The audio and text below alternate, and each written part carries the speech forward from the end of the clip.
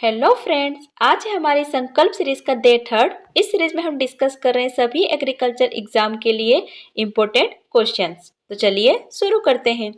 आज का हमारा फर्स्ट क्वेश्चन है, the body temperature in milk fever is. Milk fever में शरीर का तापमान होता है general, less than normal, higher, ups and downs.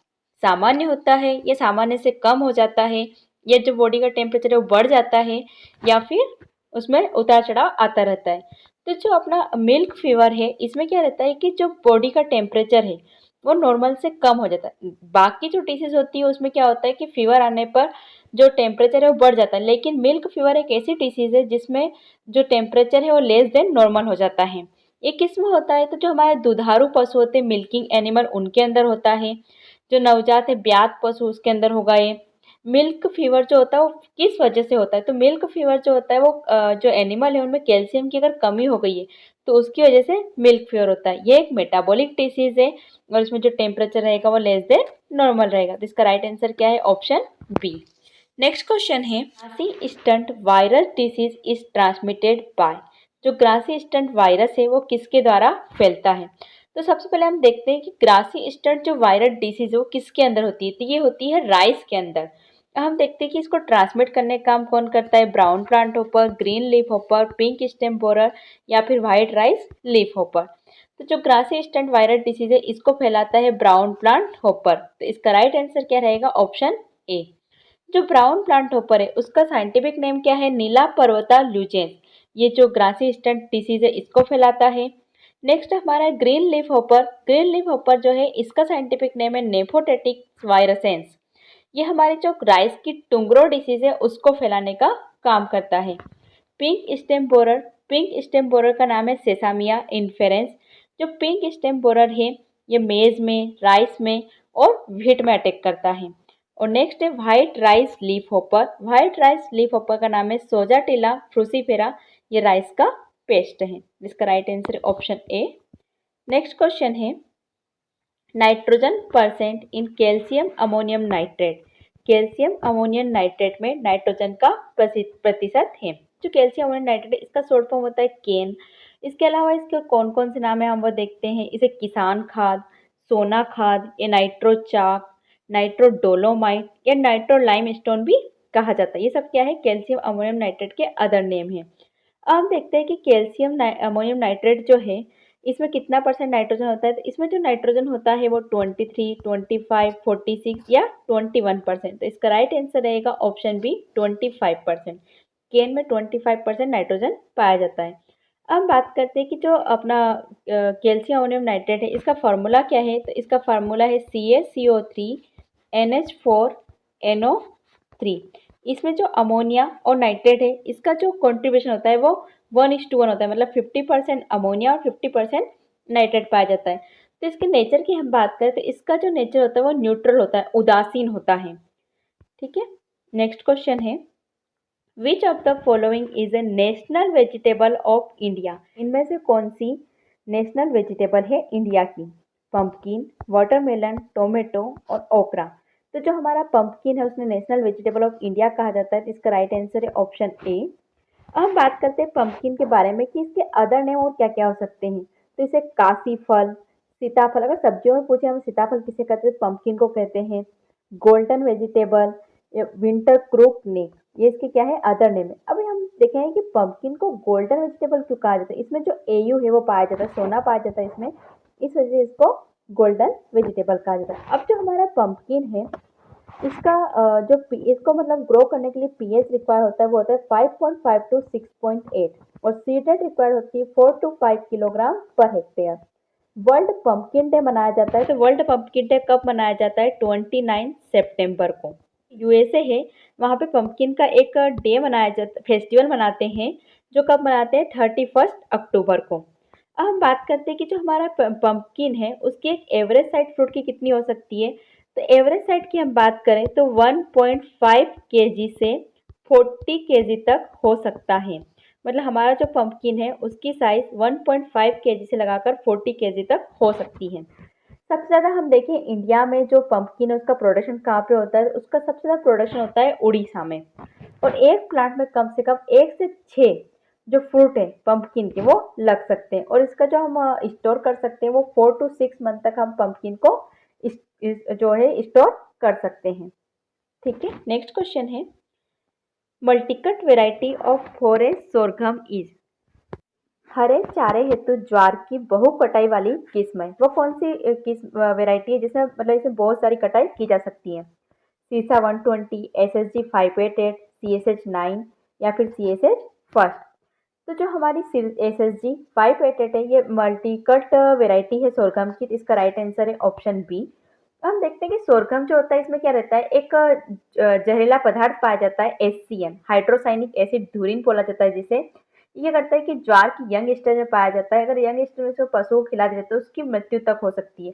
तो ज्वार को कब खिलाया जाता है? जब 50% तक इसमें फ्लावर का प्रोडक्शन हो जाता है, उसके बाद ही इसको काट के खिलाया जाता है।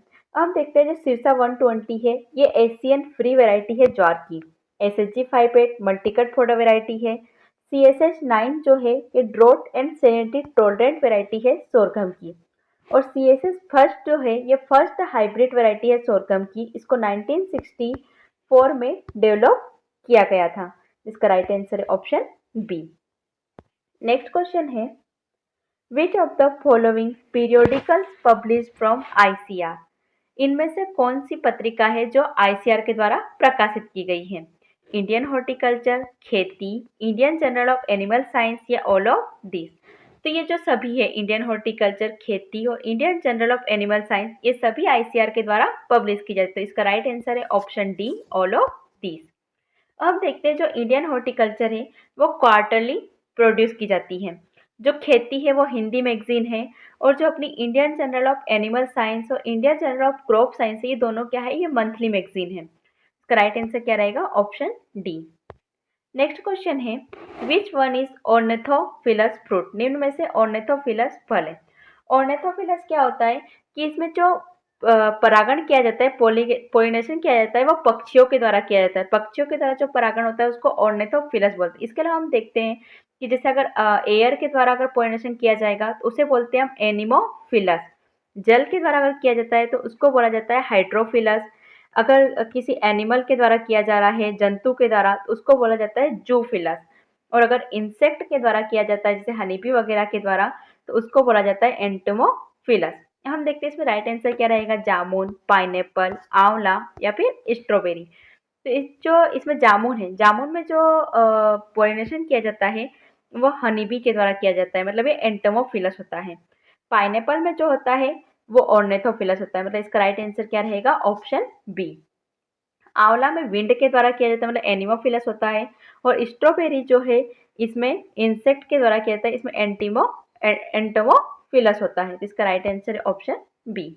नेक्स्ट क्वेश्चन है which nutrient is helpful for vitamin C and sugar synthesis in plant. वो कौन सा न्यूट्रिएंट है जो विटामिन सी और शुगर के सिंथेसिस में हेल्प करता है? नाइट्रोजन, कैल्शियम, मोलिब्डेनम या फिर फास्फोरस। अब हम बात करें कि अगर अपने से कोई भी विटामिन जो है उसका पार्टिकुलर नाम नहीं दिया गया है और केवल पूछा गया है कि विटामिन के सिंथेसिस में कौन सा न्यूट्रिएंट हेल्प करता है, तो उसका राइट आंसर रहेगा नाइट्रोजन। नाइट्रोजन है जो क्या करता है कि सभी विटामिन के सिंथेसिस में हेल्प करता है। लेकिन पार्टिकुलर अपने से पूछा जाता है जैसे विटामिन ए, विटामिन बी, इनके लिए कौन क्या करता है? तो जो विटामिन ए है, विटामिन ए के लिए रहता है अपना copper. Vitamin B1 and B2 के लिए रहेगा कौन सा न्यूट्रिएंट? सल्फर। विटामिन जो अपना विटामिन B12 है, विटामिन B12 के लिए रहता है कोबाल्ट। विटामिन सी के लिए रहता है कौन सा अपना? इसमें से रहता है विटामिन सी के लिए मोलिब्डेनम। और विटामिन डी के लिए रहता है कैल्शियम। तो इसका राइट आंसर क्या है? विटामिन सी के लिए पूछा है तो इसका right answer option C, molybdenum. Vitamin A के लिए कौन सा हो गया अपना? Copper. Vitamin B1 and B2 के लिए सल्फर। विटामिन B12 के लिए कोबाल्ट। विटामिन सी के लिए मोलिब्डेनम और विटामिन डी के लिए कैल्शियम। इसके अलावा अपन एक और होता है विटामिन B9। B9 के लिए रहता है आयरन। ठीक है, नेक्स्ट क्वेश्चन है fruit type of rose is. जो हमारा गुलाब है उसका फ्रूट का टाइप क्या होता है? हीप, बलुस्टा, साइकोनस या फिर बेरी। तो इसका राइट आंसर है ऑप्शन ए। फ्रूट टाइप जो रोज होता है वो होता है हीप। अब हम बात करते हैं ये बलुस्टा दिया है किसका फ्रूट टाइप है? तो बलुस्टा हमारे पोमग्रेनेट जो होता है अनार, उसका फ्रूट टाइप है। साइकोनस जो है, साइकोनस हमारा फिग अंजीर का फ्रूट टाइप है।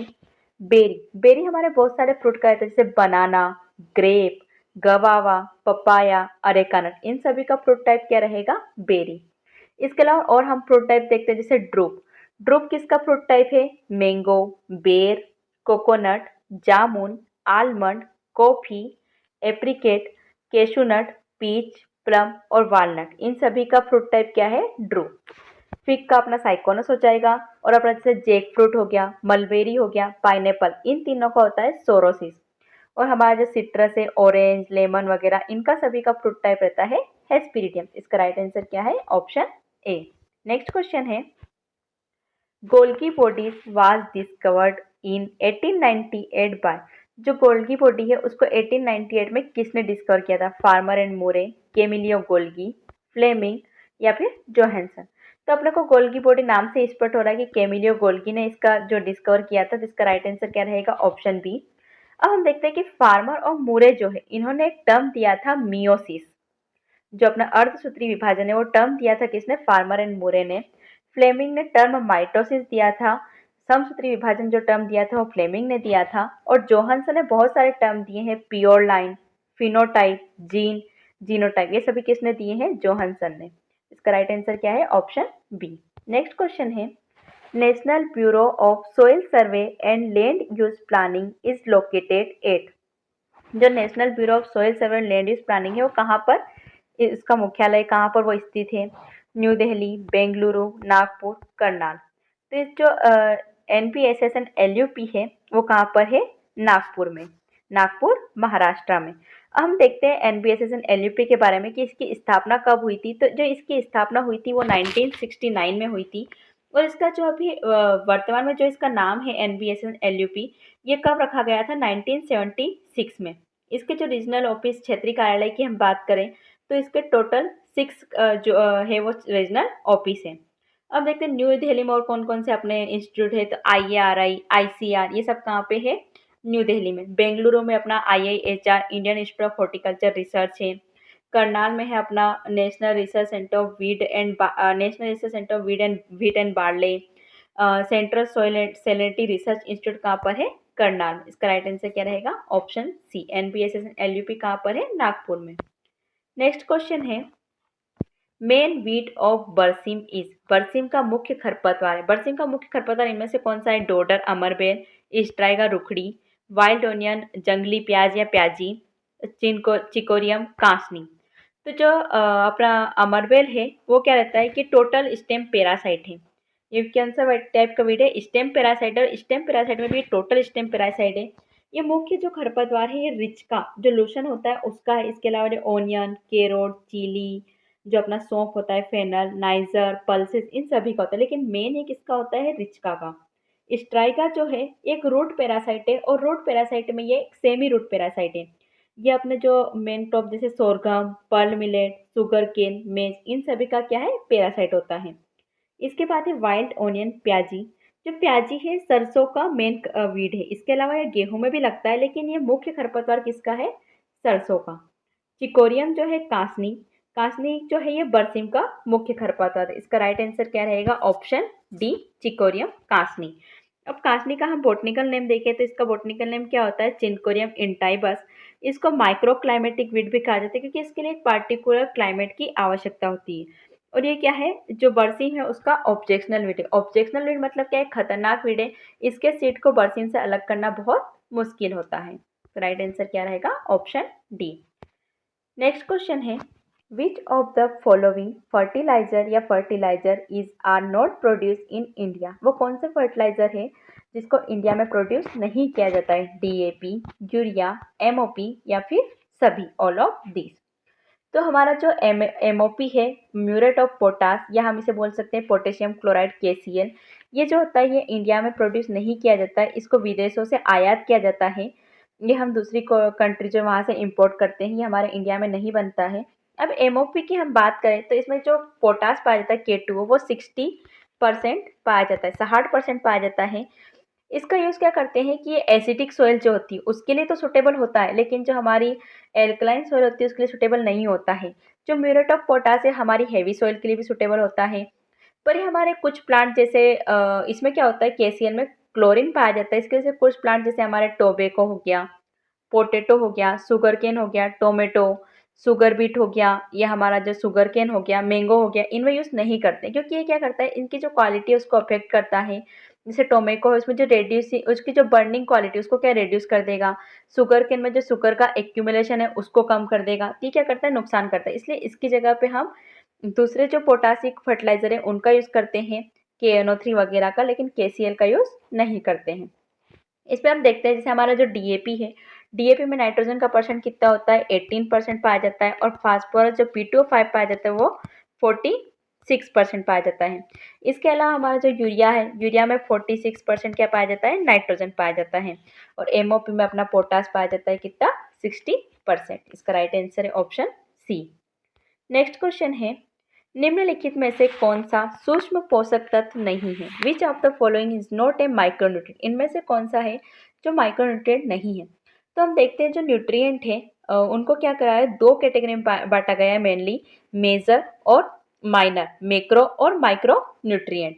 तो जो हमारे मेजर और मैक्रो न्यूट्रिएंट है, इनको फिर वापस से तीन कैटेगरी में बांटा गया है, बेसिक न्यूट्रिएंट, प्राइमरी न्यूट्रिएंट और सेकेंडरी न्यूट्रिएंट। जो हमारे बेसिक न्यूट्रिएंट उनमें आते हैं अपने कार्बन, हाइड्रोजन और ऑक्सीजन। प्राइमरी में आते हैं नाइट्रोजन, फास्फोरस और पोटास। सेकेंडरी में आते हैं कैल्शियम, मैग्नीशियम और सल्फर। जो मेजर न्यूट्रिएंट या मैक्रो न्यूट्रिएंट होते हैं, ये क्या होते हैं, प्लांट को इनकी रिक्वायरमेंट कितनी होती है, 100 ppm से ज़्यादा इनकी रिक्वायरमेंट होती है। और जो हमारे माइनर या माइक्रो न्यूट्रिएंट होते हैं, इनकी रिक्वायरमेंट कितनी होती है, लेस देन 100 ppm, मतलब 100 ppm से कम आवश्यक होते हैं। अब हम देखते हैं कि माइक्रो न्यूट्रिएंट में हमारे कौन कौन से आते हैं, तो iron, manganese, zinc, copper, boron, chlorine, molybdenum और निकिल, ये सब किस में आते हैं, हमारे माइक्रो न्यूट्रिएंट में। तो हम देखते हैं इसमें कि इसका राइट आंसर क्या रहेगा, जिंक, बोरोन, सल्फर, आयरन। तो अभी हमने देखा कि जिंक भी माइक्रोन्यूट्रिएंट है, बोरोन भी माइक्रोन्यूट्रिएंट है और आयरन भी माइक्रोन्यूट्रिएंट है। इसका राइट आंसर क्या रहेगा, सल्फर। सल्फर एक मैक्रो और मैक्रो में भी सेकेंडरी न्यूट्रिएंट है। तो राइट ऑप्शन क्या है, ऑप्शन सी। नेक्स्ट क्वेश्चन है, organic production certification agency in India, Bharat में जैविक उत्पादन प्रमाणन एजेंसी है। भारत में जैविक उत्पादन प्रमाणन एजेंसी कौन सी है, NPOP, ICR, PGS इंडिया या बोथ A एंड C। तो जो ICR है वो तो हमें पता है, Indian council of agriculture research, ये कोई भी ऑर्गेनिक प्रोडक्ट का सर्टिफिकेशन नहीं देता, तो ये तो हमारा ऑप्शन नहीं रहेगा। इसके अलावा हमारा है PGS इंडिया। PGS इंडिया जो है ये इंडिया में ऑर्गेनिक प्रोडक्ट्स का सर्टिफिकेशन करता है। और जो NPOP है हमारा National Programme for Organic Production, ये भी क्या करता है, जो ऑर्गेनिक प्रोडक्शन है उनका सर्टिफिकेशन देता है। तो इसका राइट आंसर क्या हो जाएगा, option D, both A and C। अब हम देखते हैं कि जो हमारा NPOP उसका फुल फॉर्म क्या है, National Programme for Organic Production. ये जो है ये क्या करता है, इंटरनेशनल लेवल पर, मतलब पूरे इंटरनेशनल लेवल पर क्या है, ऑर्गेनिक प्रोडक्शन का सर्टिफिकेशन देता है। और ये स्टार्ट कब हुआ था, तो ये स्टार्ट हुआ था 2000 में, 2000 में ये स्टार्ट हुआ था। और जो हमारा PGS इंडिया है, PGS इंडिया जो है वो स्टार्ट हुआ था 2011 में। जो PGS इंडिया है ये नेशनल लेवल पर काम करता है, इंडिया में काम करता है ये, और घरेलू स्तर पर मतलब देता है। इसका जो है कि इंडिया में तो जो ये सर्टिफिकेशन देगा वो पूरे इंडिया में तो मान्य होगा, लेकिन जैसे हम बात करें कि इंटरनेशनल, एक देश से अपन बाहर गए इंटरनेशनल लेवल पर, तो वहाँ पर ये मान्य होगा। वहाँ पर कौन सा मान्य होगा, जो NPOP की तरह दिया जाएगा। तो इसका राइट आंसर तो दोनों रहेगा कि दोनों ही ऑर्गेनिक प्रोडक्ट सर्टिफिकेशन कर रहे हैं। और ये जो दोनों है NPOP और PGS इंडिया, ये दोनों हमारी जो एपिडा है उसके अंतर्गत काम करते हैं। ठीक है, नेक्स्ट क्वेश्चन है, which of the following is lowest water use efficiency, निम्न में से सबसे कम जल उपयोग दक्षता किसकी है।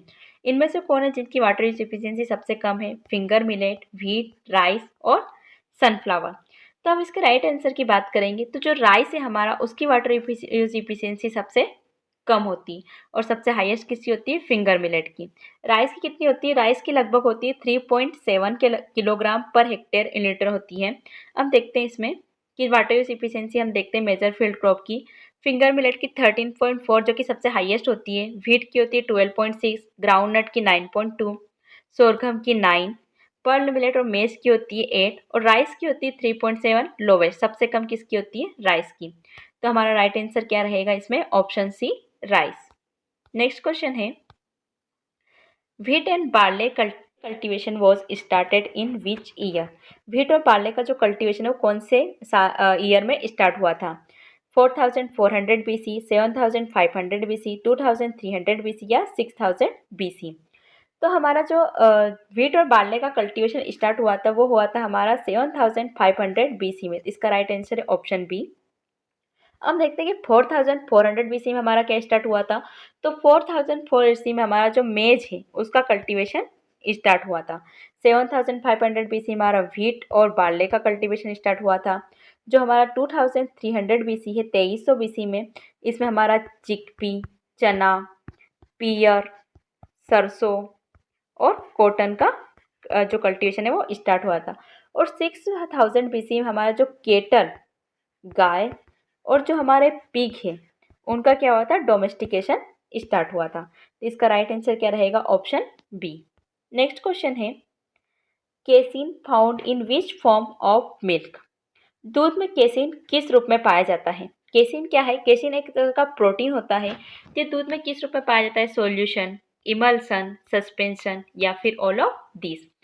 तो जो सॉल्यूशन घोल के रूप में जो पाया जाता है वो क्या पाया जाता है? लेक्टोज पाया जाता है। लेक्टोज क्या है? एक मिल्क शुगर है। तो जो हमारा लेक्टोज रहेगा वो सॉल्यूशन के रूप में रहेगा। केसिन, केसिन क्या है? एक प्रोटीन है जो इमल्सन के रूप में होता है। इमल्सन पायस के रूप में होता है। और जो सस्पेंशन है उसमें फेट, फेट जो रहता है वो सस्पेंशन, निलंबन के रूप में रहता है। तो इसका राइट आंसर क्या रहेगा, ऑप्शन बी, इमल्सन। जो हमारा केसिन है वो एक प्रोटीन है और प्रोटीन किस रूप में पाया जाता है? इमल्सन पायस के रूप में। नेक्स्ट क्वेश्चन है, which of one of the following pairs not correct? निम्नलिखित में से कौन सा युग्म सही नहीं है? इनमें से कौन सा सही नहीं है? संपूर्ण ग्रामीण रोजगार योजना 2001, प्रधानमंत्री ग्रामोदय योजना 2001, रूरल एम्प्लॉयमेंट जनरेशन प्रोग्राम 1995 और प्रधानमंत्री फसल बीमा योजना 2019। तो जो हमारी संपूर्ण ग्रामीण रोजगार योजना ये 2001 में ही आई थी। प्रधानमंत्री ग्रामीण रोजगार ग्रामोदय योजना जो है 2001 में आई थी। और रूरल एम्प्लॉयमेंट जनरेशन प्रोग्राम जो ये भी 1995 में आया था।